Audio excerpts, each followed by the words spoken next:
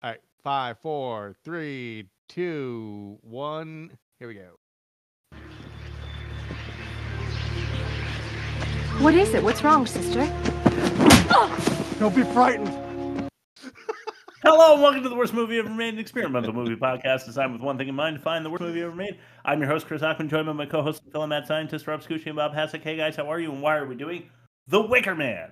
Because Bob has been a member of this show since, you're a third shareholder of this intellectual property. You came in with Catwoman was your guest spot, and then you came in with Dante's Peak, and then Dante's Peak. And then you've been here since.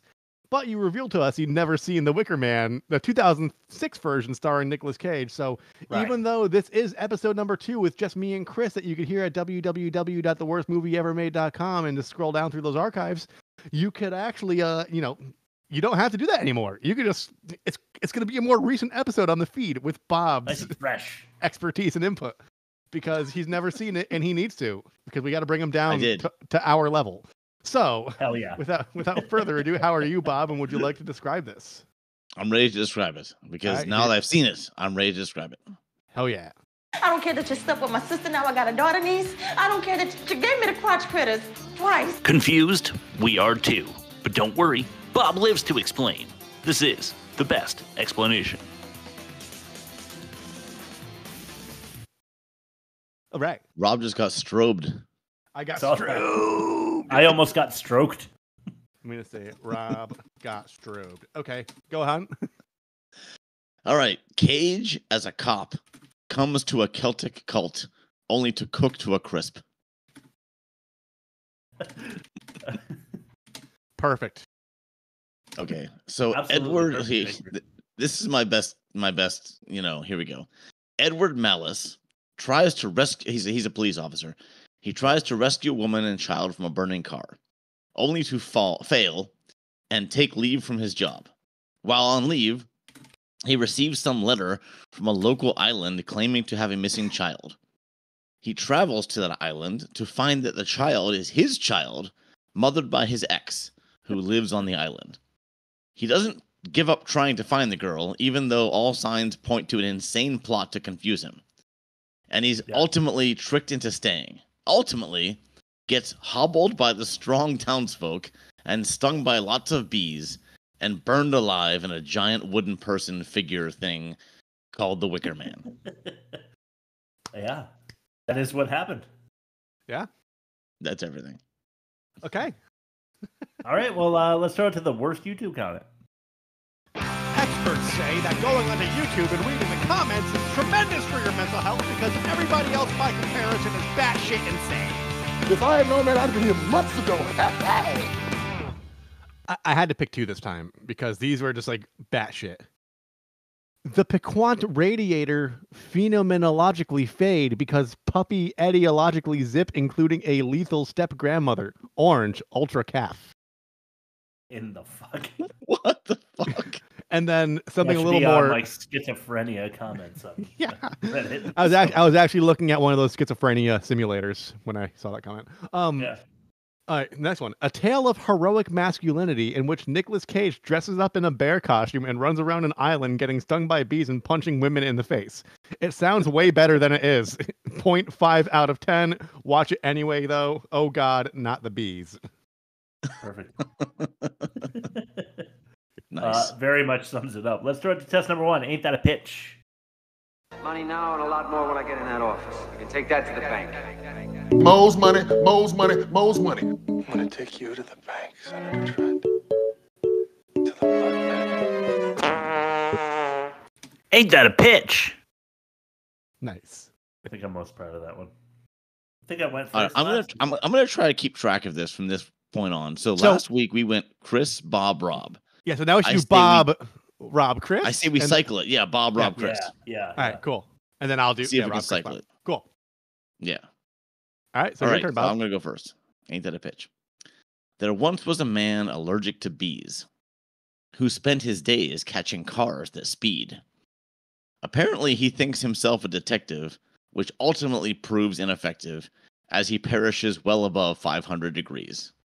Ooh. Perfect synopsis. Like an artisanal pizza. I love it. Edward Malice isn't in it for the money. He's answering a call from his ex-honey. Rowan's hiding in the trees behind those godforsaken bees. Don't trust femme cults because they're just a little too chummy. Wow. I've got the same rhyme scheme, Rob. Nice. When Nick Cage is on our pod, my mood is warm and sunny, especially when he took the role because he needed money. Not to be outdone, he tries too hard in this one and manages to make punching women somehow super funny. It really is. I think we did a team. Team 4 5. 5. Team 5? Wow. Yeah, team 5. I love I it. mean, if this movie's bad enough to be brought on the podcast twice, then I think it's a 5-star. Yeah, I agree. Yeah, and we really all like. Yeah. You can get the gist of the movie by listening to those 3 pitches, I think. Yeah. Yes, we took the exposition Completely route. I love it. I love it. We all Yeah, did, but you know, a little humor mixed in there. Test number 2, most offensive. Time to give everybody the good old zip and slip with the most offensive. You keep my penis out your mouth now. Yeah, I'm talking about my penis. My penis is just fine. Yeah. Super punky. Really like that one. All right. So number 5. Fists to female faces. Yeah. Short, Yeah. to the point. It happens a number of times in this movie. And there's also a clip that I'll foreshadow now in the catch-all, where he doesn't punch a girl in the face, but he does. He kicks her. does something. Yeah. Yeah. Kicks her in a way that is harmful.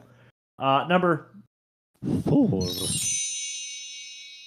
All right, this is not alliteration, but sometimes I find the wording and I just like it. This is gunpoint. This is gunpoint bike jacking. Step away from the bicycle. Yeah.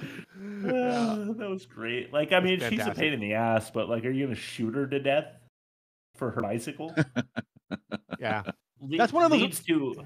God. Save bullets and just pistol whip her, you know? Yeah, for real. Like, seriously, just like bring the butt of the gun up like you're gonna punch her in the face again, like because you don't mind punching women. I bet you she'll give you the bike anyway. Yeah. No, I wouldn't want to be sure. cracked in the head with the butt of a gun. Yeah. Number 3. All right. I originally had this in my catch-all, but I upgraded it. This is the pre-ritual rigamarole.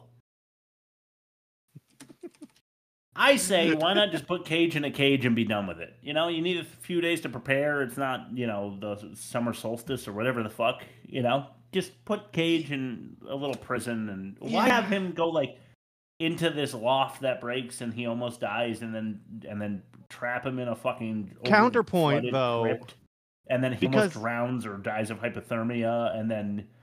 Yeah, there was, I feel like there was one other where they, like, literally tried to kill him. Counterpoint, though. I'm like, why all this? He dies from the bees, and they use his adrenaline because he needs to be alive for the sacrifice. So I think suffering is a component that the gods need to. Like, if he's not suffering or like in a heightened state when he's getting burned alive, then like it's like it might as well be radio, you know? I'm not sure Right, that I but do. Know. At the same time, they said he had to be a willing.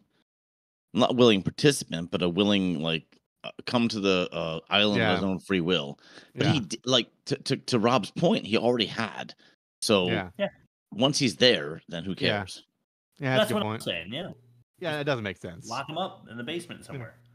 Yeah, You know, put him in the Wicker Man a few days early. Yeah, let him ripen. Yeah, just let him sit up there. Yeah, ripen. I like that. Number 2.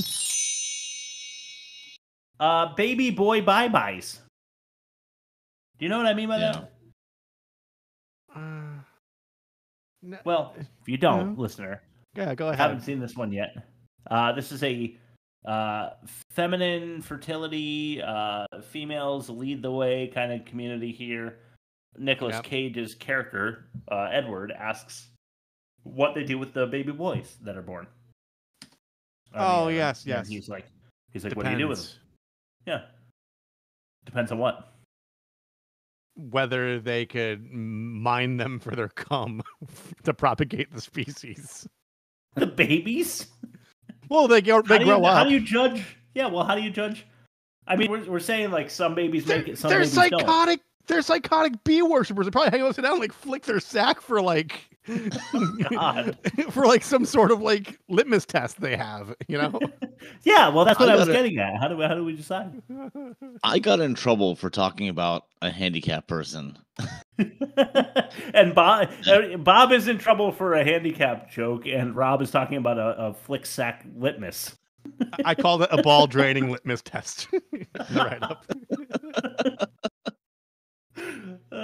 Well, that's okay. We're collectively, you know what? Bob has that 1/3 of all rights going forward, and he has 1/3 of the right to be canceled with the other two of us. Number 1. Well, I mean, this one's not even funny, but it's ceremonial sacrifice of an innocent human, an innocent civilian. I wrote. You know, it's just not cool. So you get the idea throughout the movie that it's even worse because you think that they're going to burn a child to death. Yeah. But, you know, when it comes down to brass tacks, like, I don't know. So here's what I found so offensive is that this movie was sort of hinting at some actual magical elements, right? Like the twins certainly had like a magical element because they knew what the other twin was going If to by say. magical, do you mean fucked up faces? Oh my God, they were awful looking. They looked awful. Yeah. That's the kind of, you know, set of twins you see in aisle 4 when you're at Stop and Shop, and you're just like, wow, I'll get pasta next time. Yeah. I'm not going anywhere near that. Yeah. Yeah. Ugh. Yeah. Yeah. But yeah, they were magical, right? But Summer's Isle, there was a suggestion that she was magical too. Yeah. Yeah. So were they trying to suggest that the ceremony is actually going to bear fruit? Unintended. Yeah, I believe so. Yes. There's never an epilogue that showed like the next year's harvest and like his picture on the wall. That would have been a great way to end it. That would have been he's just surrounded. He's like covered in flowers and surrounded. It's just a by picture. Like, it's just a picture like of him barrels. in a bear suit. It's him in a flowery dress, but he has bare feet, and I mean bare feet, like Midsummer. Yeah. Okay. But yeah, I mean, Bob, you mentioned this in our text stream, but there was 4 minutes total that were cut out, and this goes into why it's so offensive. They break his legs brutally, and show it in Misery, full theatrical. Well, not theatrical, but like the director's version, I guess. Yeah, and they sting him and they burn him alive, which I think they show in the theatrical version, but the legs especially pretty awful to watch. But funny because Nick Cage just has a way of making everything funny. Let's throw it to test number 3. This is the worst dialogue, and then we'll do your ad read after. Yeah. My father just died and left me something in his will. But I thought you said your father was already dead. Well, he was just dead to me, but now he's dead to the rest of the world. The dialogue can't get much worse than that. Maybe it will in the worst dialogue. Oh my God, we're going to start off really strong here. This is number 5. This is Whammo.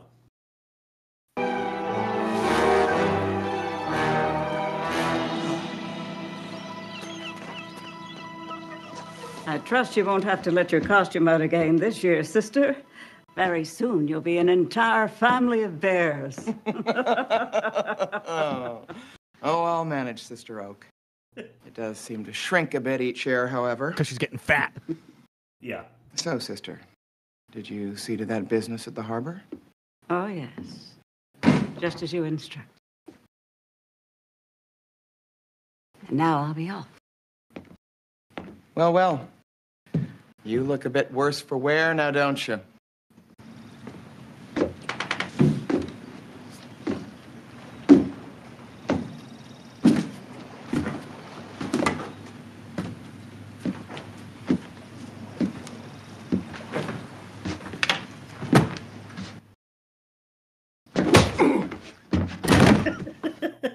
I mean, she had it coming though. She did. That smug fucking look on her face the entire time. They really cast like the most unfuckably like hideous women for this movie. Yeah, I will say Summer's Isle for being in her 70s though, she can get it. Even the hot ones, just they have the crazy eyes. Yeah, they all have it. The chick, and I thought about putting this one in as an honorable mention for dialogue, but you know how he's like, I had some tapes in my bag. Did you see the tapes? They were self-help. Yeah. How to get better. And she's like, okay, good. And then walks away.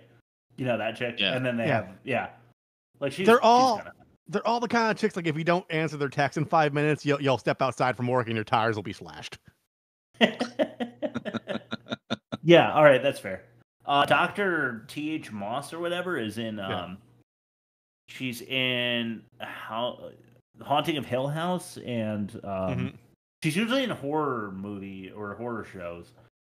And she has like a good rack on her, I think. So they usually like kind of show that off, but they didn't in this movie. You know, for being like 60, I'm always stuck with that Ed Gein last podcast on the left. There's like cops that describe that he killed this woman that was like 60 or something.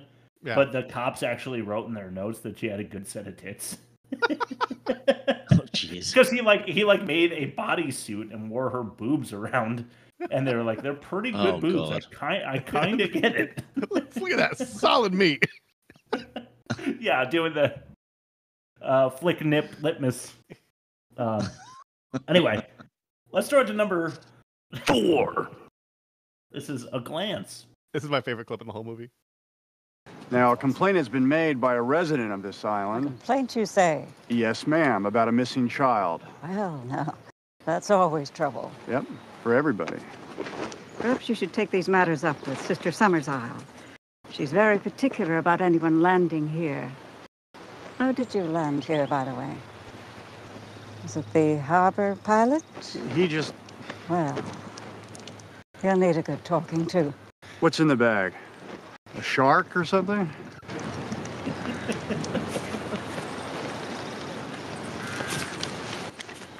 Do you know her?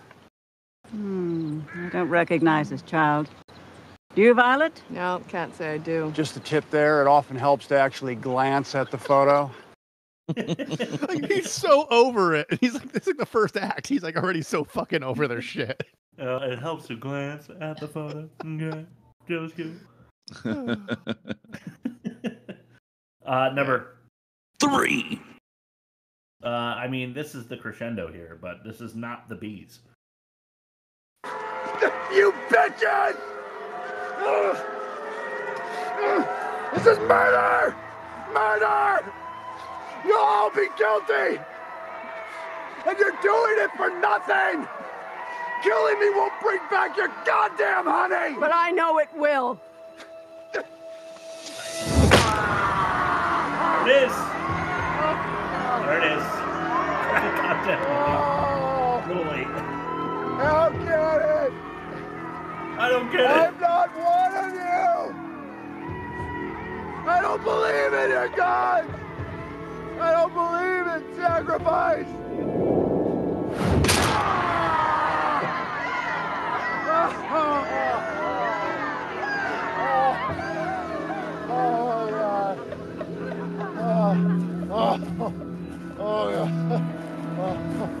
No, stop moving! Ah! What is it? What is it? What is it? What is it? What is it? Oh, no, not the bees! Not the bees! Ah! Open up my eyes! My eyes! Ah! Ah! It's the last, after the long scream, he goes, ah! He goes, ah!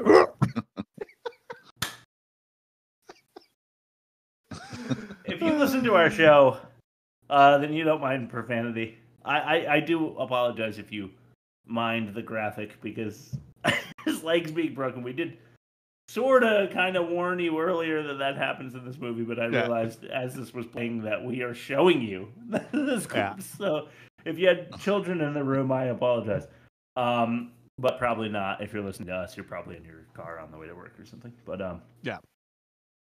Yeah, so there it is. That's Nick Cage. I feel like that's the thing that they had him audition with, if he auditioned at all for this, which he probably didn't have to.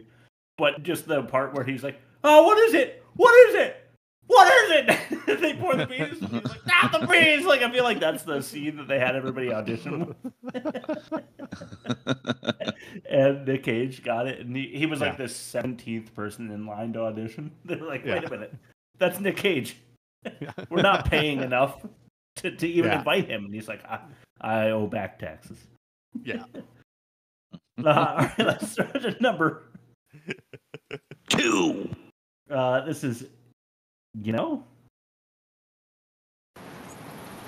I can't let them do this to me. Do what, Willa? What is it you're not telling me? Forgive me. Forgive you for... I'm lost. I don't know. We all are. Don't worry, it's... No, I don't know. I do not know that our daughter's going to be okay.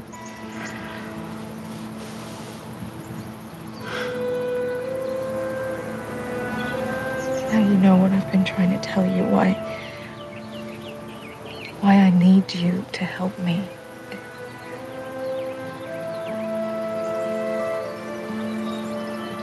You're telling me I'm Roland's father? Yes. I'm sorry, long clips this week. That start and stop and start language that they have, where they're like, do you know? Because I don't know. Do you know? Like, how bad does writing get? We're supposed to feel like there might be an actual romantic connection between them that has continued since he's been on the island, because she left accidentally. You're supposed to, they're supposed to lean into that. We're supposed to believe that so that we don't catch on to what's actually happening. That's supposed to be an incredibly tense scene too, and it's not. No. You're supposed to find out that he's the father, like you didn't already guess that. Yeah. And they just do the worst possible job setting it up with, I don't know, do you know? And he's like, I don't know, but you know what I mean? And it's just incredibly frustrating and super bad. But the thing that might have made me laugh the hardest, I know, Rob, for you, was the picture. The picture of... But for me, it was something called... This is number 1.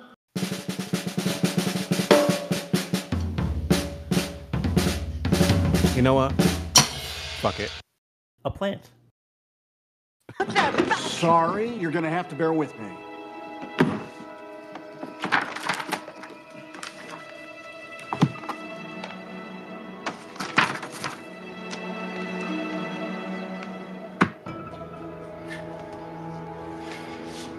You little liars.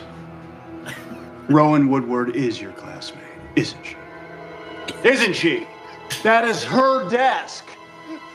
And you're the biggest liar of them all. I am warning you. You tell me another and I'll arrest you myself. That is a promise, Miss... Rose, Sister Rose. Of course. Another plant. Rose. For the last time, where is this girl? I'll speak to you outside. It's the adding of the rose. Another plant. Like, we got it. You got the rose. Yeah. Rose. Another plant. We were onto this. Thank you for spelling it out to us. But I love that he's got a classroom of 11-year-olds and he's you little fucking liars. They're just doing what their teacher told them to do. They've been indoctrinated. They've been indoctrinated since birth from their golden boy litmus balls. So so I don't know, I just love that they had to spell it out for us, that making it a thing at all. I don't know, I didn't see the original Wicker Man. Was it a thing where they were all plant names? I don't know, but who cares? I gotta see it. It's one of those things I keep meaning to watch it, and I keep watching this one instead. For reasons mostly personal. You search for it and they both come up. It's what's that meme right to the guy, halfway the point. sweaty guy with the rag and the 2 buttons, and it's always the 2006 version. I click. Yeah. Rob, why don't we throw it to your ad read? Sure. Hey, do you have any really good ideas like this one? And you know I'm trying to get that chicken and check casher place off the ground. Chicken and check casher, they don't go together. Neither does chicken and waffles, but you see how that blew up. Oh. Well, Rob will tell us all about it in Rob's ad read.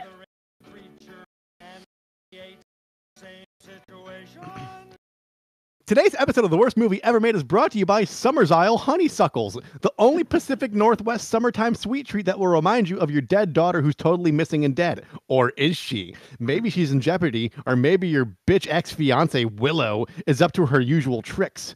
Hiding a secret child? Revealing it's yours only when she's about to be ritualistically sacrificed? Still wearing the engagement ring on her necklace because even though she lives in a commune that says, I don't need no man, she's still a pathetic whore who lacks the independence she needs to not join a bee-worshipping death cult? Wow, buddy, you really fucked up there. Where you're going, there aren't any 3 a.m. hot dogs, and that's on you. Summer Isle Honeysuckles, a savory betrayal. You're right. There definitely isn't. All right. Well, thank you, Summer's Isles Honeysuckles. Yeah. Let's go with okay. Yeah. All right. We really appreciate your patronage. Let's go to test number 4. This is the worst production. Go ahead, Bob. You're gonna need a montage. Even Rocky had a montage. The worst production. Montage. So I'm gonna mention something twice in this episode. Once now and once in what we're watching. I watched the original as my research. Nice. And I'm gonna say my tagline for worst production is the spirit of the original is lost. Okay. Okay, interesting. So remakes are usually bad, but not this bad. So yeah, the original focused strongly on the religious aspect of the island, and it wasn't ruled by women or anything like that, and there were no bees in the entire opening, like the entire early version. No bees, and it wasn't ruled by women. But they even went as far as explaining the origin of the island in much greater detail without belaboring the point, like it was just good exposition. Yeah. Right. And this remake just lost sight of that, especially Americanizing it with a faux love interest. I mean, come on. Yeah. So the original had like weirdness all the way through. Also, tit scope was way up in the original. Whoa. Maybe I'll hit the other red button next time. And it was they really leaned hard into the fact that it was a religion based upon agriculture and free spirit, and really mocking Western Christianity. And the police officer was only there in the original because he was investigating a missing girl, but also because he really believed strongly in Christianity. Okay. And they really leaned hard into the religion aspect. So the original had the weirdness all the way through, and this one had like that beard of bees scene, and like a deformed guy in a room alone. That one like real quick scene, and those were like peppered in for trailer fodder, in my opinion. Yeah, agreed. This movie had no spirit, no eeriness. Yeah, just a loose story that Cage can defend, apparently, which I'll talk about my catch-all. All right. Ooh, I can't wait. That's awesome. So the spirit of the original is lost. It totally lost. Yeah. Well, I would love to agree, but I haven't seen the original, so I'm going to take your word for it. But Bob's our expert on all things production, so you can feel assured in taking his opinion. Let's throw it now. Well, I'll tell you this much: the people who were in the original wanted to make a follow-up, and they really got like really far into development, and then American studios took over and said, "No, we're going to make a remake." And the original people were like, "No, remakes suck," and they were right. Generally speaking, they do. Yeah. Yeah. Yeah, it sounds like they were good filmmakers. Yeah.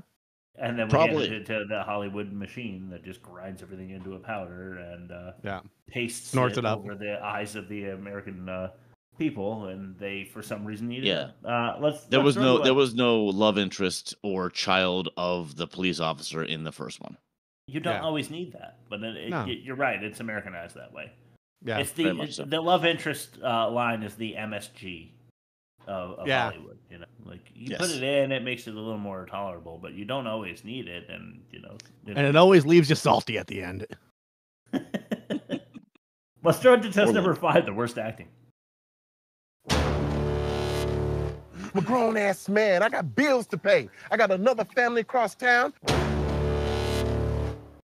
I got this nasty drug habit, and I'm in love with this bitch I can't stand. We know all about the worst acting. This might be better than dialogue, honestly. These scenes are fucking amazing. Yep. Let's start with a relatively short one. This is number 1, Daddy. Okay, I take it back. This is my favorite clip of the whole show. This is what? There's your answer. If she existed, we would know of her. Now, will you please go?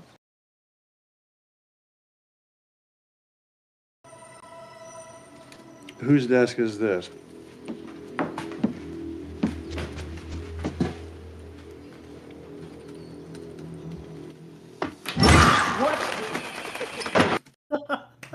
What? I feel like that should have been an abuser, maybe, but it's too good for an abuser. He almost. Okay, so just for context, he's like trying to discover Rowan's presence in this school to prove that she exists, and that he's not on a wild goose chase. And there's an empty desk in the back. Yeah. And he goes to the empty desk and opens it for proof that Rowan exists, but there's no diary or notes or anything in there. There's a crow. Yeah. And the crow flies out. Cage isn't expecting it, and his reaction is, what? It's like it's so like not enough, but too much at once. And I don't understand why. What would never be your reaction? He just like kind of skirts out of the way and says the word what. And it's so awkward. It's the same as on Plan 9. What? Where? What? Where?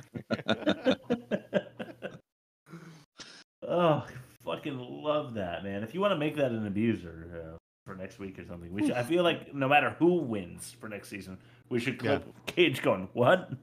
It's just so awesome. All right, number 2. All right, here's the meat. This is why. If you want some meat on the bones of this movie to come at you on again, next time you want to watch it, this is the clip. Here's the replay value for you. And number 2, this is Burned. This hers? Tell me! Yes, I think it's... Yeah. How'd it get burned? How'd it get burned? How'd it get burned? How'd it get burned? I don't know!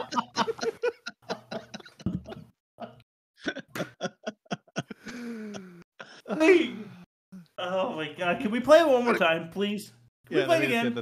Yeah, 1 second. It's This hers? Tell me! Yes, I think it's... Yeah. How'd it get burned? How'd it get burned? How'd it get burned? How'd it get burned? I don't know! No one interacts with other humans that way. Ever. Yeah. Yes. That was fantastic. Amazing. All right, let's start to number 3. This is another one. This is Permission. I'm looking for a missing girl. Take that mask off your kid. You wait a minute. Do you have permission to charge in here and just destroy? No! I don't need anybody's goddamn permission! I'm gonna search every inch of this town in the next 3 hours, and anybody who interferes will be brought up on murder charges. You got that? You have my permission to stay out of the fucking way!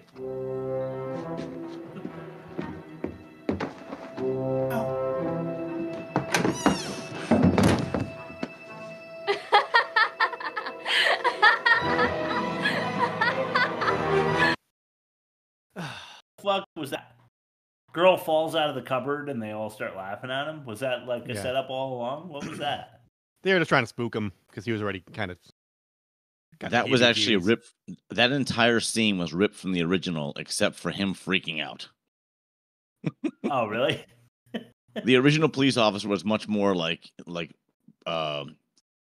procedural, and right, But level-headed. the kids still had masks on. The girl still fell out of the closet and laughed at him but that was the theme of the whole movie. The whole movie was them fucking with him. Like this one, right. It was like peppered in barely. Yeah. It was very inconsistent. Yeah. I love the part where she's like, "Do you have permission to be here?" And he's like, "No." Only Cage would ever try that. Sometimes it works and sometimes it doesn't.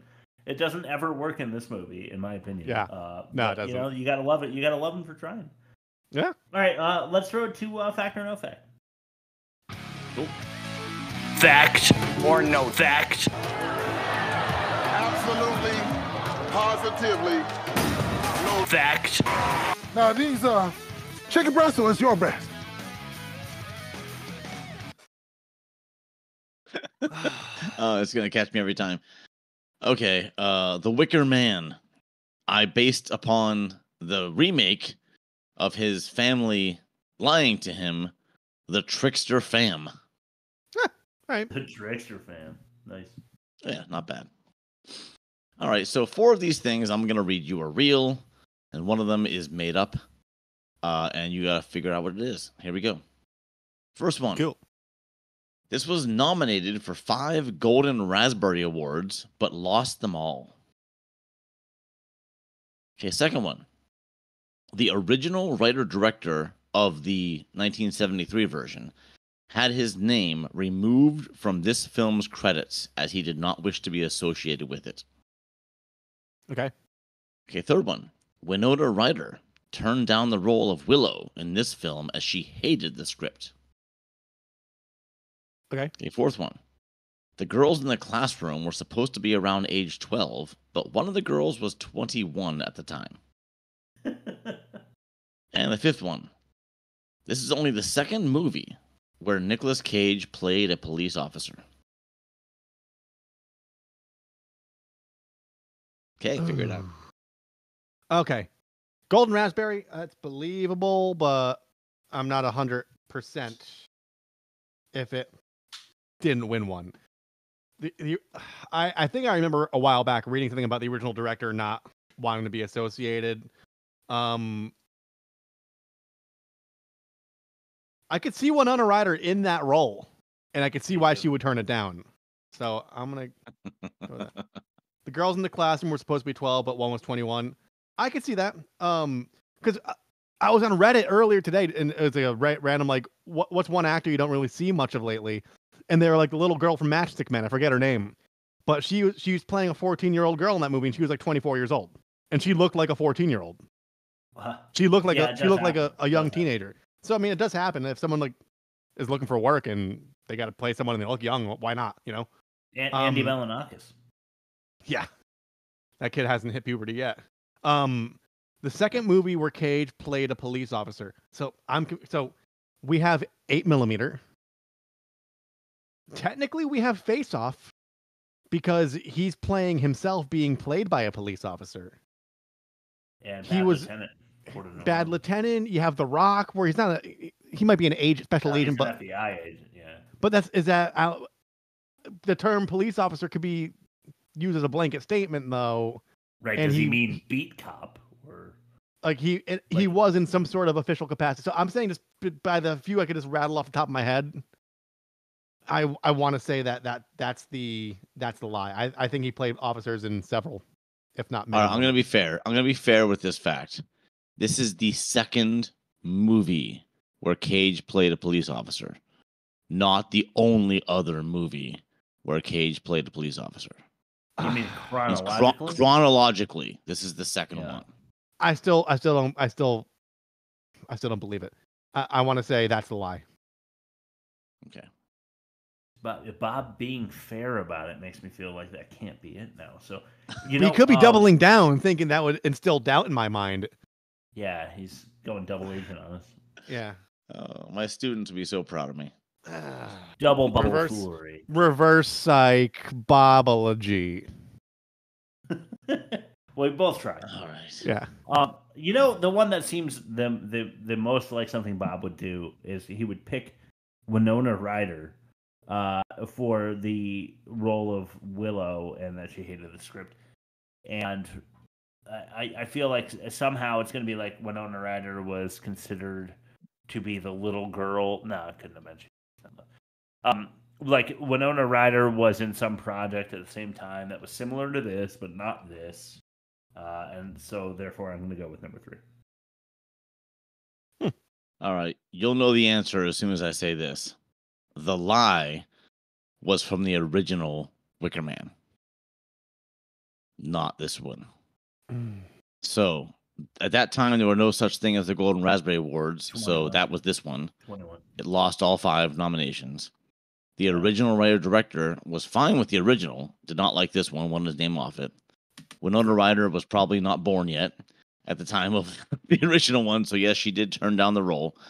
The girls in the classroom, one of them was 21 in the original Wicker Man. Oh, okay. And this is the only second. So he did I forget the one where he like played the lottery and shared the winnings with Bridget Fonda. He played a cop in that before he played in this movie, and then he played a bunch after. But this was the second one that he played a cop. When did 8mm come out then? After that. Really? I'm also that was 1999. Wait, 8mm. 1999 crime thriller by Schumacher. He might not have been a cop though. Let's see. He was a PI, so not technically a cop. Okay, there you go. All right, that's the red Bob, herring I was sniffing. for number 3, you were saying that Winona Ryder was considered for Willow, the older woman, in this one, in 2008. No, Willow was the wife. Was the ex girlfriend mother. Rowan was the daughter. Yeah. So why couldn't Winona Ryder in 2008 have been Willow? She turned it down. 2006. Yeah, she turned it down. She couldn't have been Willow in the original one. Was that? Plus, there was no Willow in the original one. Willow didn't exist in the original. Yeah. See, I thought. Well, it doesn't matter now. I lost. It's fine. It's my fault for misunderstanding. I didn't win, so I'm really upset about that. Idiot. Fucking moron. All right, let's jump. Yeah, one of the girls in the original classroom was 21. I thought that was kind of funny. Huh. All right. That is funny. Gotta get work, man.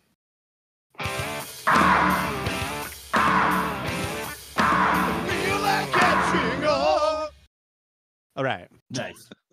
I'm just gonna start with all my tropes, so I'll start with the first one. Not every diner waitress says "hun." Yeah, that's true. It can't be 100% of them. I don't think it can be. Maybe it's so many though. Maybe it's 83%, 84%, but all right. I'll give you over 80%. Okay. Yeah, just over, I think.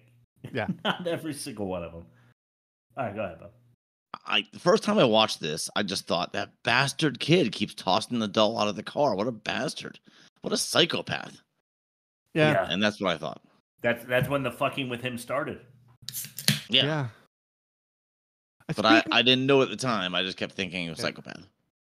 Speaking of fucking with him, did they need to make him an unreliable narrator? No. They do. They keep doing the pills, and he was like clearly on leave because he was traumatized by the whole car thing. But like, it's also made clear that they're fucking with him every step of the way. So like, even if he is a little delirious from like what he's been through, he doesn't need to be. It's not a plot mechanism.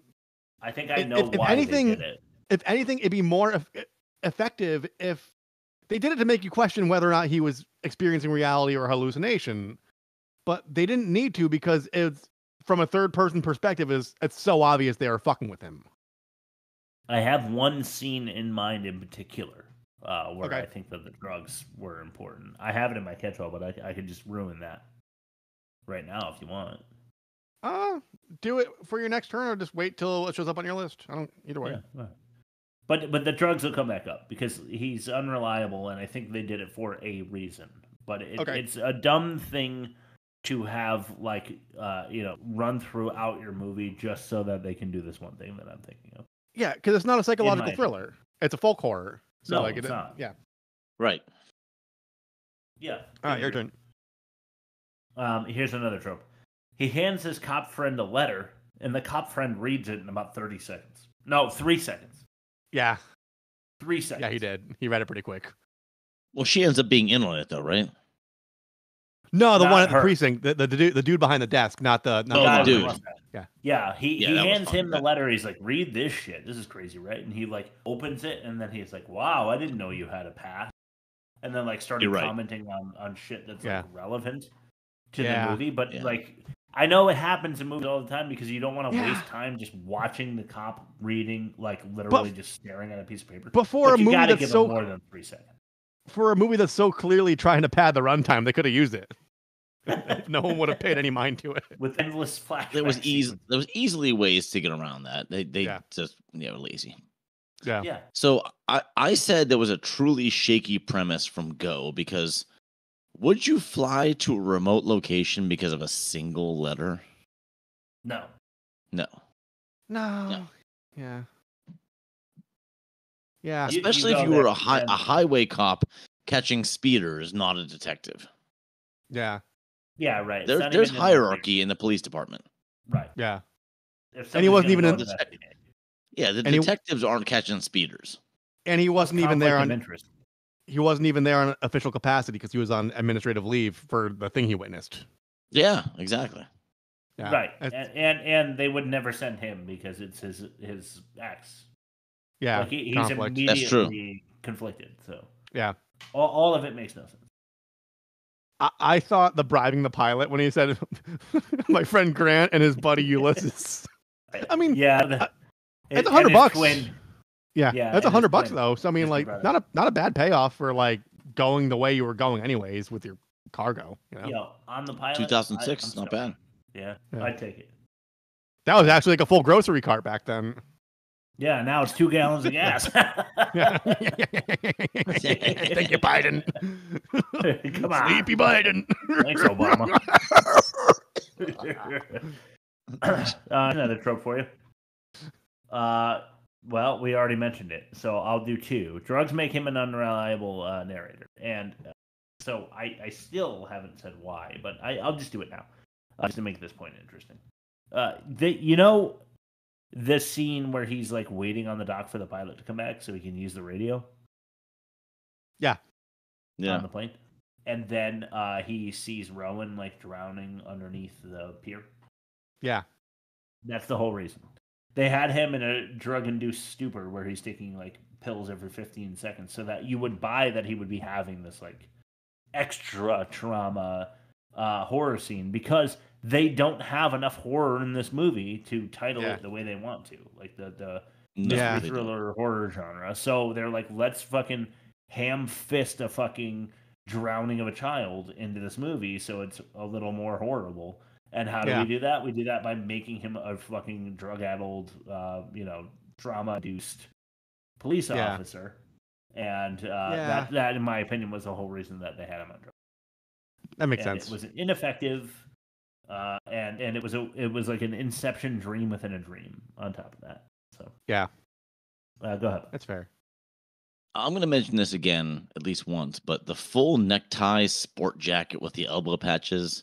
It I seems love the elbow patch. it seems unnecessary for this kind of trip. You might as well have had one of those hats on, the fedora, like 1920s cop fedora.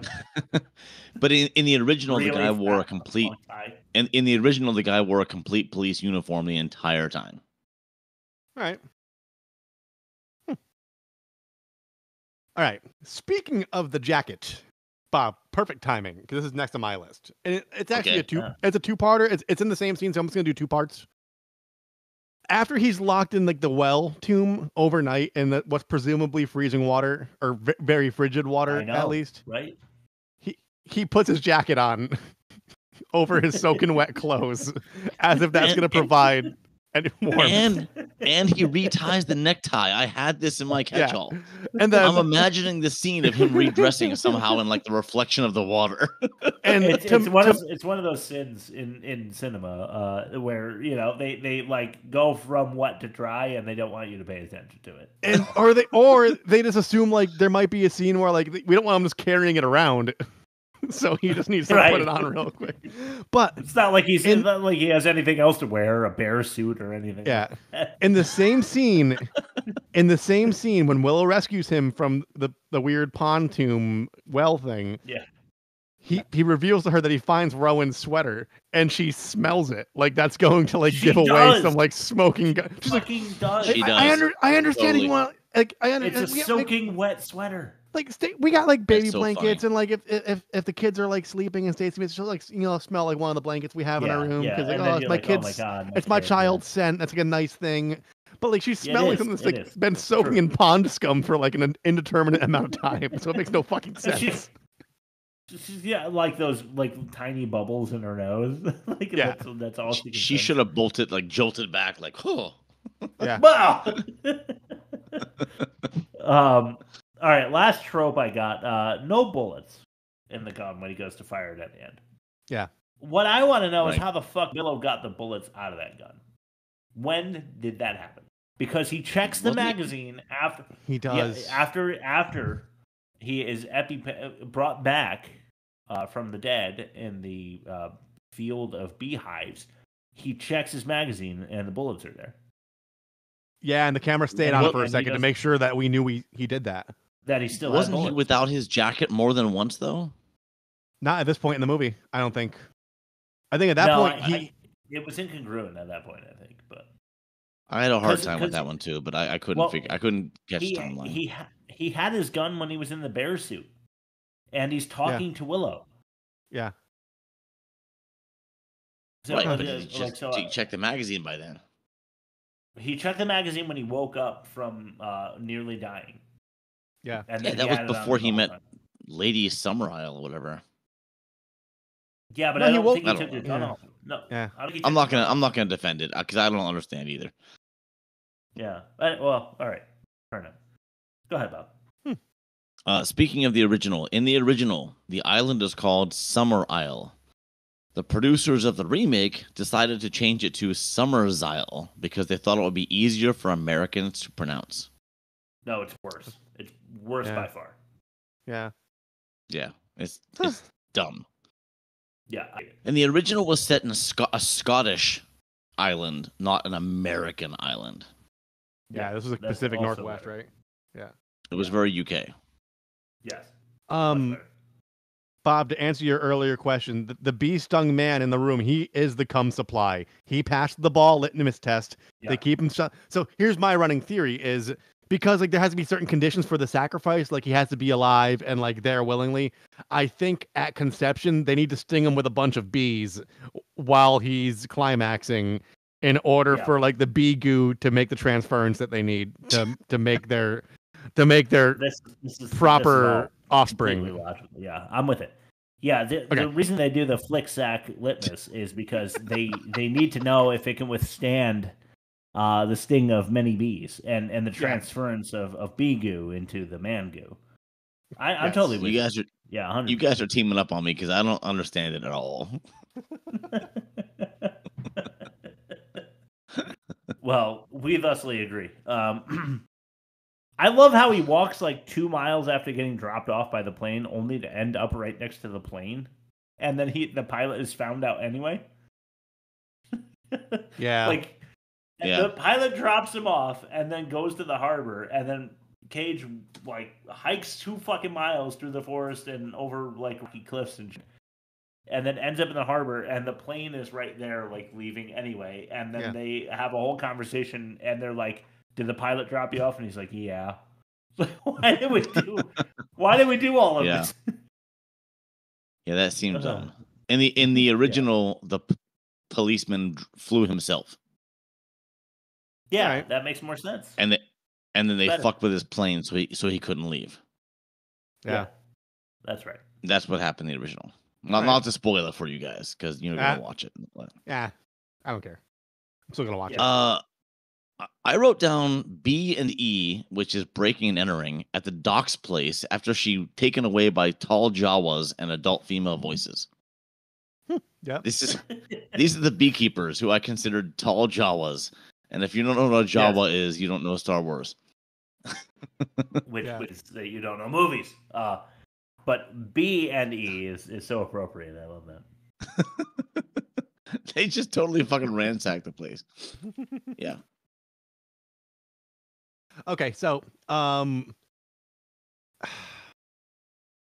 speaking of the pilot, I think did they because they said they're going to give him a talking to, and then he tries getting the radio. Are they implying that they killed the pilot because the radio was ripped out of the plane? Oh, well, they showed the pilot dead. Yeah. Did they show the pilot dead? They show. Yeah, in the water. Yeah. Oh no, you're right. He's short. He's on shore, and his lips are like sewn together, and he's like his arm bone is sticking out. Like I didn't really but it's I do remember. Okay, yeah. In Rob's defense, it's really quick. Like they don't give you a whole lot of time to process it. I thought it was just like some other one of the other island dudes, but I didn't get. You only get so much screen time with the pilot, so I must have just not absorbed that. Plus, they sewed his You're right. And it wasn't even shut. It was so strange. It's unfair. You see it though, like in the very beginning. You don't see him, but in the very beginning of our first dialogue clip on number 5, there is a spot where there's like 3 masked women, and so Cage just found the dead pilot, and he's like throwing up basically on the shore, and that's where the clip picks up, and then there's 3 women that just pop up with their masks on, and they're all looking at him out on the shore. Out of the bushes. Yeah. And then they all drop back down behind the bushes, and he never notices them. There's literally like no Scooby-Doo with the fucking binoculars. Yeah, it's like an extra 5 seconds I included on the clip just to have that because it's super funny. Is it my turn? Yeah. Yeah. What was in the bag? He says a shark.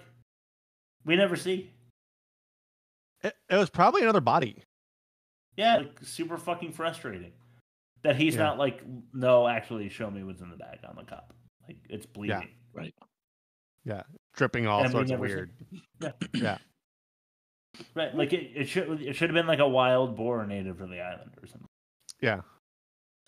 and then it would have been like, oh, that's super suspicious. Oh no, it's a boar. Yeah, like something misleading to be like, they're just hunting. A red herring. It could have been a giant red herring. Yes, because they spelled everything else out somewhat. Mm-hmm. Go ahead, Bob. Edward and Willow start making out after talking about their missing daughter. Like nothing makes me want to make out more than talking about the missing daughter I didn't know I had 5 minutes before this. Oh yeah, she might be dead too. Oh, no. Shared trauma. I was very bothered by that. All right. Yeah, same. I really this movie just makes me like not trust women getting together in large groups. or driving or voting, but that's another episode. Just kidding. I'm joking about the last part. But like, yeah, it's like they're all like this very passive aggressive, like, oh, I almost got stung to death. That's a pity. Like, you fucking bitch. He's just trying to find, in his mind, he's just trying to find a missing girl. He's trying to do the right thing. And you're like, oh, that's a shame you didn't just get fucking killed by bees. Like, weird. Anyhow. What a pity. Yeah, what a pity. It is. It is because then the movie would have ended sooner, and we wouldn't have had to waste so much time. Yeah. Your turn. I have a total failure of weird vibe. They're going for the kind of vibe that like keeps you on your toes because it's like interesting. Yeah. But it isn't. It isn't. It's just like it's an entirely cheesy weird vibe to me. Yeah. Fraught with like awful dialogue that's trying to enhance the vibe that just fails you at every step. Yeah, it's trying to mix in the Americanization with the original, and it just doesn't work because it's not consistent. It's very inconsistent. Yeah. All right, mine is gonna sound like a Seagal thing, but watching Nicolas Cage ride a bicycle is really funny. I think we mentioned that in episode 2. God damn it! There was so much. In this There was episode. so much of him riding a bicycle. It was so funny. I fucking love that, Bob, because that's coming up again. I am reading mine. You said it, but I'm reading mine anyway. That's okay. I'm totally gonna mention it. Rob, your turn. Yeah, I got one more, and then I'm also gonna play the abuser, which I may or may not abuse for the rest of the episode. But I think the biggest source of comedy is one we haven't mentioned yet, and it's the surprisingly well placed and well paced film score against what's actually playing out on screen. Because those sinister like string swells are like in any other movie that'd be effective. Yeah. Yeah. Like, That's fair. like fucking, it could have been cool, but like, but it's him yelling how to get burned, how to get burned. Oh, another plant. Yeah. Whoa. Another plant. So yeah, and then the let me just get the abuser lined up real quick. God damn it! That was him right after he woke up a second time in the dream sequence where Rowan was drowning. Yeah. He's like really mad at himself for taking too many drugs and falling asleep on a beer.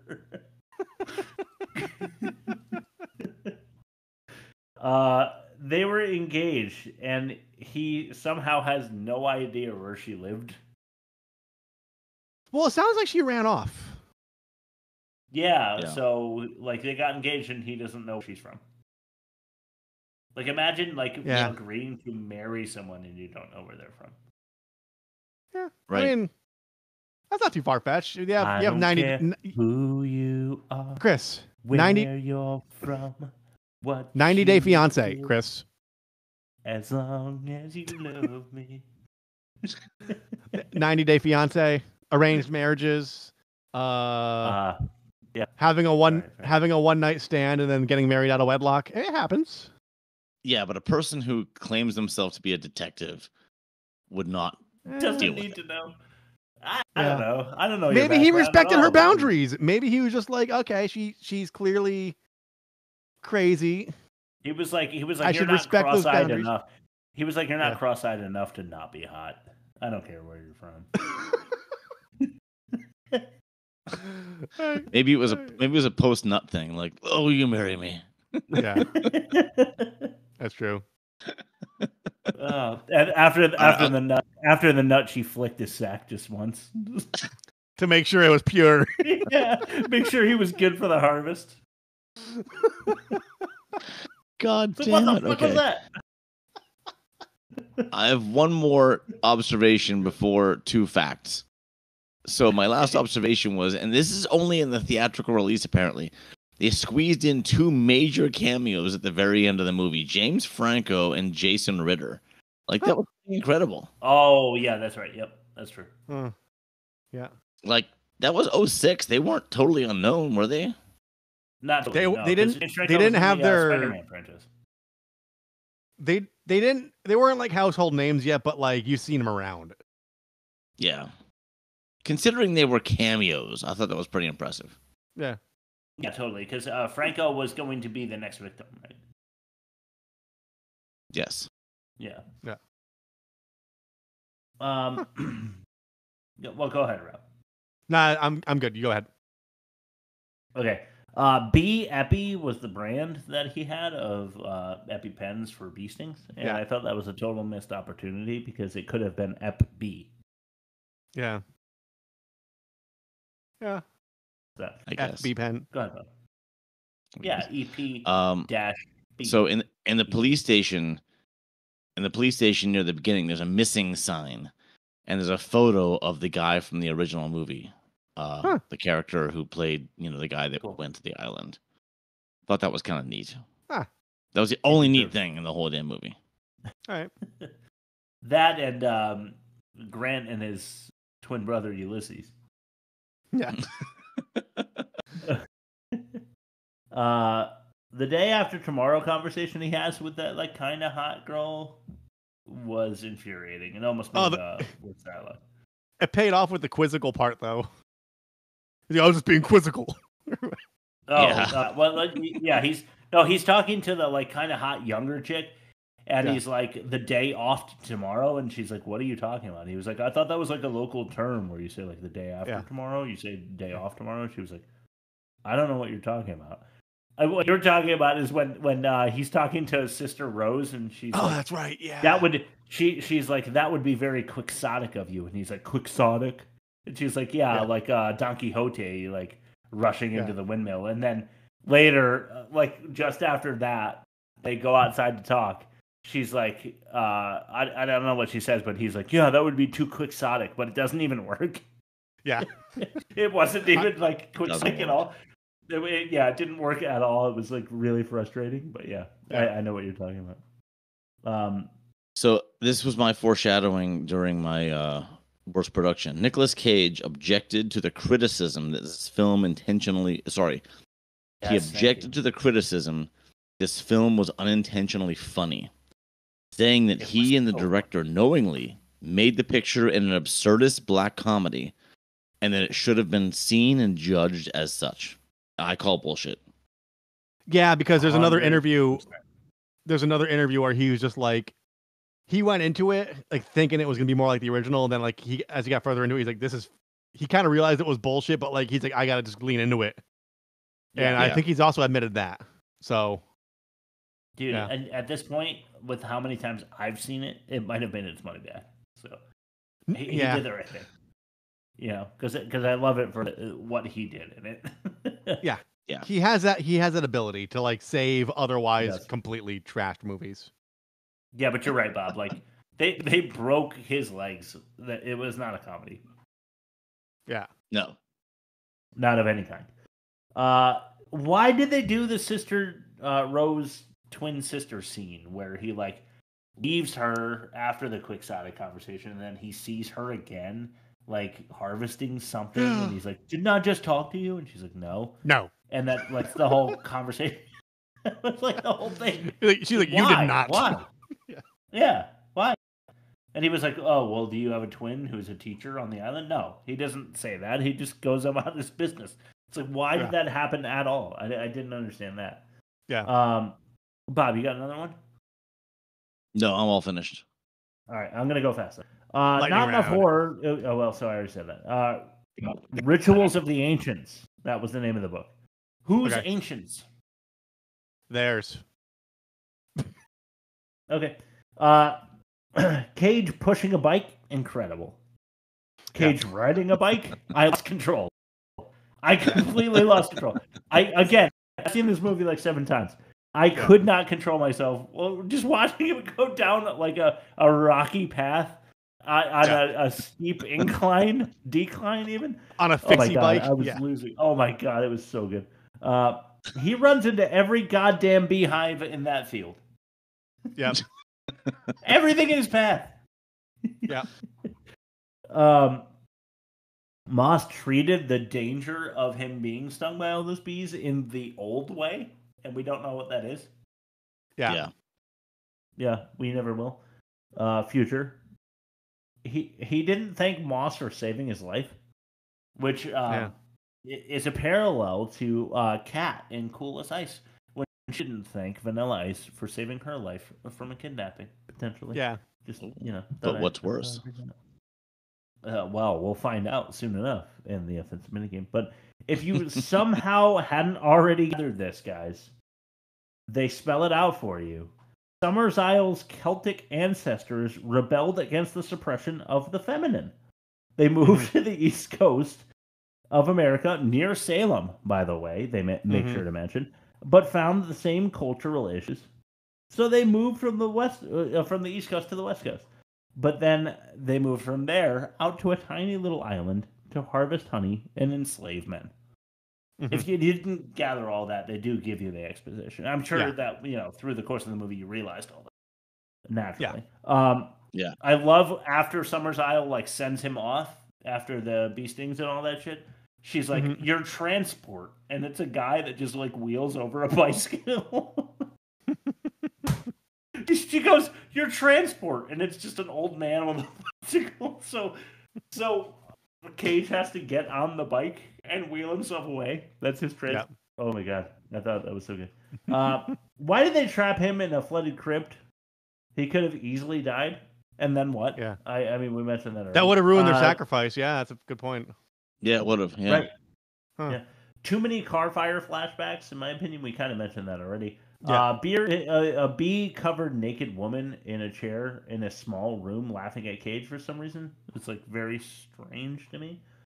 But you're right, Bob. That's trailer fodder. Probably. No. So after the bee guy dumped in her, they got to sting her to make sure that the sticky icky The sticks to her egg. transference, yeah, right, yeah. Mm-hmm. Yeah. And she's happy about it. Yeah. Yeah, she was very happy. Yeah. Cover me. Why did they kill the pilot? I mean, like, the pilot would never have known that they killed Cage. Like, he doesn't give two shits. Yeah. Because he brought an outside person. But, like, he was supposed to bring the outside person. He was supposed to, exactly. He was supposed to. Yeah. Yeah. So, like, I think it's because he would have brought anybody on the island, I think, if he was paid enough, and that's caused alarm to them. But he was supposed to bring Nicolas Cage onto the island because that was prophecy. Huh. Killing Cage is like killing the lesser dead. Like, you're yeah, killing somebody who, like, randomly shows up at your island, even though it was planned, is like something that the outside world will never know. But, like, killing someone who's vital to the commerce of your island, like, that's not going to go unnoticed. He's got to go back to his, like, you know, he's got another employee who's, like, set up his deliveries or whatever. So yeah, that's true. They're going to find out. They shouldn't have killed him. Shoes would give him away. So when he takes off the bear suit, he's still got the bare feet on as he runs through the forest. Yep. He does. He can't wear normal shoes, so he takes off the fucking bear costume and he's chasing Rowan back to, like, where he gets killed. And he's still got the fuzzy bear costume feet on because he can't, like, carry shoes with him or whatever. Oh my god! I just love that he's in, like, a white t-shirt and jeans and he's running through the forest with fake bare feet. I have three more. The mom and daughter from the fucking car. Yeah, they're in the gaggle at the end. Yeah, I'm like, come on. How and when did Willow unload the gun? All right, I already said it. And Sister Summers Isle says, "Oh gods and goddesses of nature." That's who she's praying to. Yes. Really? Oh, gods and goddesses of nature. It's nothing more specific than that. Yeah. Yeah. After thousands of years of cultivating this Celtic ceremony, it's gods and goddesses of nature. Give me a fucking break. All right. Why don't we throw it to what we're watching? I just asked the guys, like, what are we watching? What are you watching? And instead I get, oh, you think you got jokes. You know what you're gonna get? You're gonna get this gas money. Take that with you. Take that gas money with you. That's what you're gonna get. Who got Hey, let's do it. Double fart bumpers. Oh, yeah. Should I go or? Same order. Yeah. All right. I'm watching The Penguin on HBO Max. It's a spinoff of the movie that came out with Robert Pattinson as the Batman, which wasn't good. But it is Colin Farrell as the Penguin, and he's not the diminutive, like, super unattractive and corny, no offense, Penguin that Danny DeVito portrays in the Tim Burton version of Batman. It's much more serious than that. He's a guy who has, like, a fucked up foot, like a club toe, basically. Yeah. So he, like, waddles, and he's fat, and he's short, but he's, like, 5'8". He's not, like, 4'10", you know? Yeah. And he is a super... So I've only seen one episode, but it's really well written, the one episode I saw, because he is a sympathetic but terrible person who's very good at crime. He's not... He's unassuming. You would not think that he's a smart guy. But when you watch the show, you realize he's very, very good at the crime game. And he does some horrible shit, but you're still rooting for him. and I only saw the one, so I'm excited to watch more episodes of that. It's actually really good. And the other thing that I'm looking forward to watching but haven't started yet is Agatha All Along, and this is for my nerds out there. It's on Disney Plus. It is. It's a Marvel. It's the WandaVision. WandaVision. I feel bad thing. because she's always the second fiddle. Yeah, it's the next coming of WandaVision, where Agatha the witch, who was kind of pulling the string on Wanda in the Marvel universe, has her own spinoff. And I'm looking forward to watching that. But I've heard the episodes are only like 20 minutes long, and it was supposed to kind of be a full-length movie, but they turned it into a show anyway. Right. But I'm looking forward to it either way. So those are the two things that I plan on watching. Why don't we throw it over to Bob to hear what he's watching? Well, you heard one of mine, The Wicker Man, 1973. It's got Christopher Lee of Lord of the Rings fame. Love Christopher Lee. And so he's Lord Summerisle. So it's not a female-run community like the remake was. And he explains the whole like background of when his grandfather came to the island and cultivated fruit that couldn't grow anywhere else, and he got people to work for him based on some religion that he made up. It was really well expository speech. But it's got a bizarre cast of crooked tooth Brits on an island off of Scotland, and it's an overly religiously themed story of what's considered by the lead character as a pagan religion, but probably seen by modern audiences as no more ridiculous than virgin birth and resurrection. Like it's good religious discourse, in my opinion. All right. I liked it more. I've heard that people from Pennsylvania are more patriotic than most Americans, but you like just taking a fucking shot at British people's teeth, like just confirm that for me. You're from Pennsylvania, you hate British people because you're from like I don't hate British people. I was making an observation in the 1970s. There were a lot of crooked tooth Brits out there. Yeah. I was They're still on for the record. I would expect you to be from Philly with that comment, but you're not. Anyway, I like this movie more than the remake, but not all that much. Then again, so much of the remake's overall story, not the vibe, but the story was ripped directly from this. Like much dialogue was taken directly from this. And since I watched the remake first, it was hard to be surprised by this movie. Yeah. Which made it a little bit disappointing. Like, I kind of knew where it was going. Yeah. And I was like, okay, I kind of see where this is going. But the motivation was different, and that made it more entertaining, more of a touchstone. It's on Tubi, so it's free. All right. So feel free to watch it. And the last thing, real quick. Cool as Ice, Riff Tracks version. Oh, how was so damn funny. It's so damn funny. And I never noticed that the cat had 3 whole lemons on her nightstand before seeing this. Huh. Entire lemons? 3 entire lemons. The guys on Riff Tracks are like, it's like, okay, 3 lemons, check. And I'm like, what? Why are 3 lemons on her nightstand?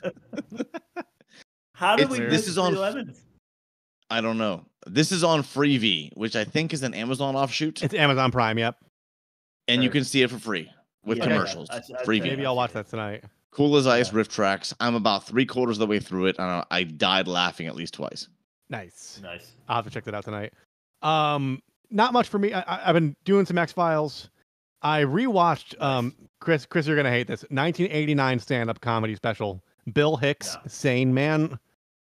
So fucking good. And it's surprisingly timely because he's railing on like Reaganomics and like how we've turned into the third mall from the sun, and how like it was like making fun of PC culture during the height of like the Tipper Gore stuff, but like also just really good observational comedy about being a road. There was a long tour before leading up to it where he's just going through all these podunk southern towns, like in the 80s before they were developed like they are now. Because like Nashville might as well just be like New Haven, you know? It's the same fucking thing. But he's just going around saying how he's going to call it his flying saucer tour because he too, like an alien, is traveling into weird backwoods areas, seeing a bunch of incredibly like bewildered people, and it's a solid like hour and a half of comedy. I strongly recommend it. It's Bill Hicks in top form. Bill Hicks was completely ripped off by Dennis Leary. Yes, the whole Like the smoking bit. Yeah, Dennis Leary just took his whole persona. Yeah. And Bill Hicks did it first. And I'm not saying either of them are great, but I respect Bill Hicks for being the pioneer. I don't celebrate Bill Hicks' entire catalog because later stuff it was just too preachy and political. But this one was just like it was enough. It was enough of that, but also just like him just railing on common people. Like you could tell on this one, he's been on the road for like 2 years and he's just so fucking tired of it, and he just uses that energy on stage. Yeah. And I hate them both. Okay. All right, let's throw it to bad credit names.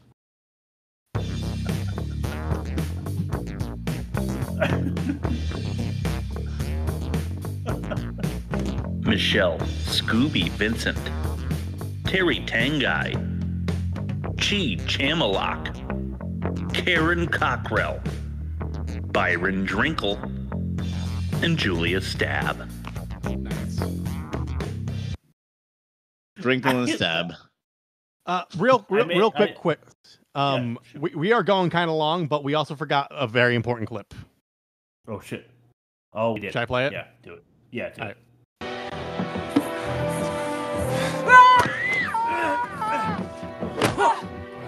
God!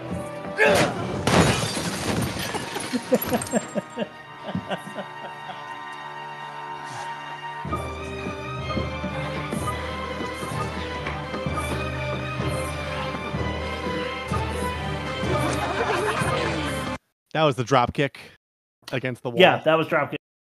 So I skipped over it because you literally played the abuser on like my turn to play that catch-all clip. So I was like, I'll just do it later, and then totally. Oh, I didn't want to like put clip after clip, you know. Well, we got it. Yeah, we got it. You know what? Next time, see at work, I realize if I don't just do it right away, then I'll forget. So maybe I should treat the pod the same way, you know. Fair enough. All right, let's go to the offensive minigame, and I'll talk really quick so that we can get this shit done. Well, dude, mind your business, because I'll fight a woman if that's what your big ass really is. Oh, that's the kind of thing that fits in the offensive minigame. Jacking a journal or beating up a bunch of broads. Broads. Context is everything. I say jacking the journals, actually. You're stealing an innocent, presumably underage woman's private thoughts from her bedroom. Whereas these women are holding him hostage and potentially murdering a child for honey. I think it's justified to punch the women in the face. Yeah, your context is actually accurate. It's good. Yeah, I'm almost persuaded here. I'm persuaded. Okay, cool. I'm leaning back to Rob. Nice job, Rob. Journal Jack. Okay. Pre-ritual rigmarole or hardwood humping a high schooler. The second one, definitely the second high one. Schooler, definitely. Yeah. So it's a tie. We actually need a tiebreaker. No, not true. Hardwood humping a high schooler was from Cool as Ice as well. Cool as Ice. Oh yeah, I said. Oh yeah, that's right. That's right. Yeah, my bad. Yep. No. So whoops. Well, let's see how impactful this one is. Killing a cop for crops, or finger water. See, that's gonna go against my original context argument. But like, I mean, if they grew up and that's all they know and they've been indoctrinated, then like they're doing what they're supposed to be doing. Whereas like fingering a girl's mouth with ice cubes while she's sleeping, is not okay. He knows. It isn't. Yeah, Bob. maybe that's all he knows. He definitely knows better. Yeah, maybe that's how his father. I'm saying old Tommy Schlongschlinger is a little more offensive than in this context. Oh God! In the Riff Tracks version, they say Schlinger Schlong so many times. I was cracking up. I bet they do. So Cool as Ice, Queen sweep the offensive, huh? I think potentially. So. All right. More than at least 2 out of 3. All right. You know, they call it vagina, but it's Vagina. V''G''I''N''A.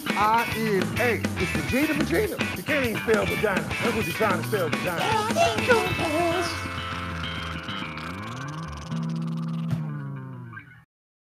All right. Cool as Ice or The Wicker Man. Rob, you won last week with a 5-star. That's impressive. Yep. But it is superseded our team 5-star. Team 5 overrides it, yeah. Yeah. Offensive, we just did. Cool as Ice wins. Dialogue, what's worse? Cool as Ice or Wicker Man? Probably Cool as Ice. Right? I don't know. I think Cool as They're Ice. both so fucking Yeah, bad. I'll go with Cool as Ice. Dialogue is bad with Cool as Ice. Because they're both bad, but Cool as Ice is trying to be cool, but it doesn't work. Yeah. I feel like we're going to lose our credibility if Cool as Ice wins, though, because then it's like, why did we bring Wicker Man back on the pod? But, we got to let science, man. Yeah. We can't influence it, so Yeah. I agree. All right, check it out. This is why earlier I was saying, Bob, that it's really interesting that your production was for The Wicker Man. The spirit of the original is lost because for Cool as Ice, we have inspired by, but not inspired. Similar themes, not the same by any stretch, but similar themes. I will give Cool as Ice this much credit. They tried to do something original, whereas Wicker Man, really didn't. And then they fucked that up too. I'm going to take Bob's side on this one and they were also asked repeatedly not to do this, and they did it anyway. Right. They not only did they rip off the story, but they did it poorly. Yeah. Not to rhyme. All right. I'm going to, nice job. Then in true Vanilla Ice style there. Yeah. I need you guys right now. This is a little unconventional, but give me a demerit for Wicker Man, please. God. This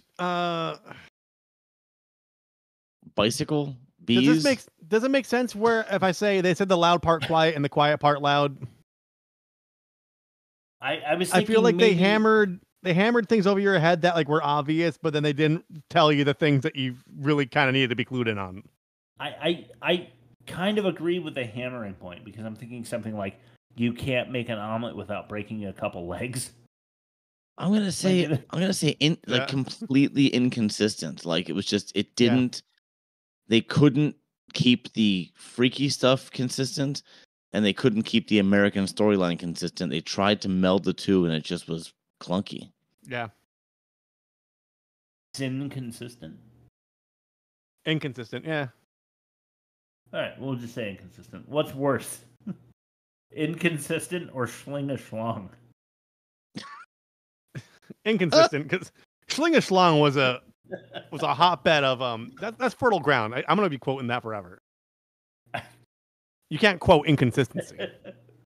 That's true. You can't quote inconsistency, but I don't know. Schling a Schlong. I'm slinging a schlong. Yeah. I'm slinging the schlong. Okay. Me too. All right. So now what it comes down to, and the reason why I had us do demerits first was acting. What's worse?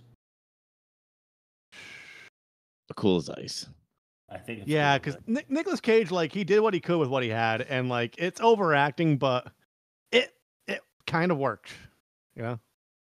I agree. So by a margin of 4-2, the worst of the season is Cool as Ice. I feel like it right, even though Wicker Man is one of the worst movies I've ever seen. From start to finish. It is awful. But think about it though. The science is right though, because gun to head, which one would you watch again? Obviously you've watched we've both seen Wicker Man 8 times. I would watch Wicker Man again. Collectively, we've seen it almost 20 times. Honestly, even watching the Riff Tracks version of Cool as Ice, I was thinking, am I watching this again? Yeah. Wicker Man is a once a year outing. Yeah.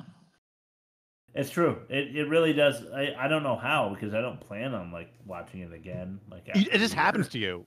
It's you're scrolling through and you see it's on Amazon or Netflix again. You're like, oh shit, I gotta watch this. And then you just clear your calendar and you fucking do it. It's true. You're not wrong. So what I'm doing right now is I'm going into our live poll to see what won, and it's not looking good. I kind of hate it. I'm not looking forward to this. I feel the same way that I did about Not Another Church Movie here, and it's like the kind of bad comedy that I just really don't want to watch because like I know it's going to be horrifyingly bad, and not in the way that I want to make fun of. But Not Another Church Movie did win last season, so you know. Anyway, the movie that won is White Chicks. Yeah. Oh, I was not expecting. I I've never wasn't seen it expecting either. that. I didn't. I picked it not having seen it. I don't even know how bad it is, but it's probably terrible. I've never seen it. Awful. Yeah. Well, we had Little Man with a Wayne brother as well, and we had Eddie Murphy's Meet Dave, where I think I'm going to do Meet Dave. I think I'm going to do Meet Dave for the rest of the season until hopefully it's because he is like a tiny little human alien inside of a machine that looks like Eddie Murphy. Okay. I know it looks really, really, really awful, and I've always kind of wanted to do it, so I'm just gonna keep pushing it every week until it wins. Cool. So yeah, look forward to that. Cool as Ice is the worst movie of the season still. Next week, White Chicks. Rob, why don't you plug us and then send it over Bob for his last word? www.theworstmovieevermade.com. It takes you to a Linktree page where you can see us on Spotify, Google Play, Apple Podcasts, Instagram, TikTok, and YouTube. If you go to YouTube, you should hit that like and subscribe. Hey, if you're on Apple Music or Apple Podcasts, you should hit that review button, give us a 5-star. Even if you want to talk shit, give us a 5-star because 1-star things don't go to the top, 5-star ones do. So if you want to say horrible things to us, give us a higher review and then explain yourself. But yeah, we do trailers. We have polls like you just heard. That determines our fate for the following week. Subscribe, notify on YouTube. You can watch us. You can see our pretty faces. And you can email us as well. So, Bob, what's your last word? It's got to be bees. See you next week, guys.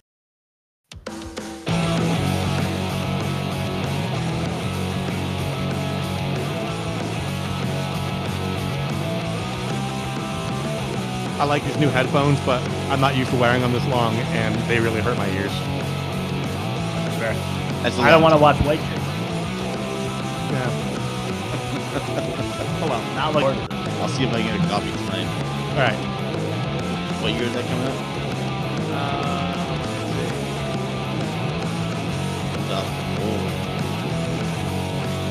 Probably like 2008, 2009. 2004. 2004. Yeah. Ow. Hey, bye, Jelly Scoop. Bye, Jelly Scoop.